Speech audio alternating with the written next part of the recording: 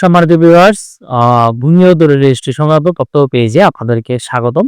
আজকে আমরা যে বিষয়টি নিয়ে আলোচনা করব সেটা হচ্ছে অধীনস্থ খতিয়ান। অধীনস্থ খতিয়ান কি? আপনারা সাধারণত দেখবেন আরএস বা বিএস খতিয়ান তোলার পরে, বিশেষ করে আরএস খতিয়ানের ক্ষেত্রে প্রথম পেজের নিচে বা আপনার শেষ পেজের নিচে আপনার কিছু খতিয়ান উল্লেখ থাকে, কিন্তু ওই খতিয়ানের মধ্যে কোনো দাগ উল্লেখ থাকে না। তো যেহেতু দাগ উল্লেখ থাকে না, এটা হচ্ছে মেইন খতিয়ান। এই খতিয়ানের নিচে যে খতিয়ান নাম্বারগুলো দেওয়া থাকে, ওই খতিয়ানের অধীনস্থ খতিয়ান হচ্ছে এটা।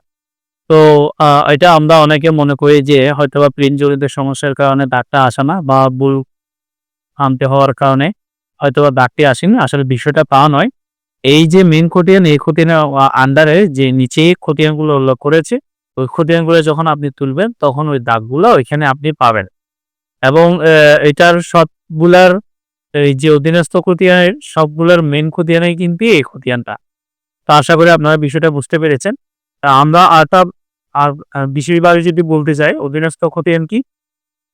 আমরা সাধারণত যে রায়তের মালিক, রায়তের সাথে ভূমি মালিকের জমি একাংশ বা সম্পূর্ণ অংশ যারা বর্গা বা খাজনা বিনিময়ে চাষাবাদ আবদ্ধ দখল করে থাকেন, তারাই কিন্তু অধীনস্থ খতিয়ানের মালিকানাতে থাকেন।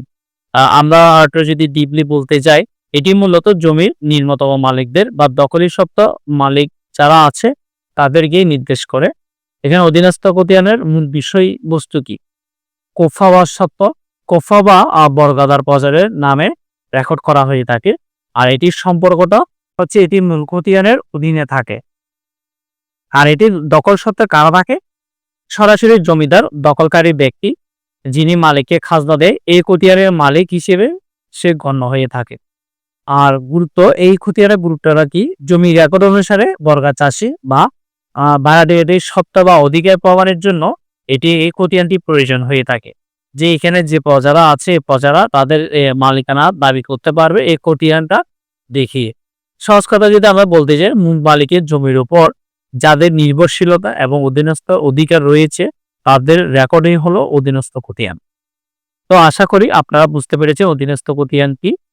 আমার এই পেজে বা চ্যানেলে সবসময় আমরা নিত্য নতুন ভূমি অধিগ্রহণ সংক্রান্ত বিভিন্ন তথ্য, আপডেট তথ্য দিয়ে থাকি। তা আমার চ্যানেল বা পেজটি আপনারা সাবস্ক্রাইব বা ফলো করে পাশে থাকবেন। ধন্যবাদ সবাইকে।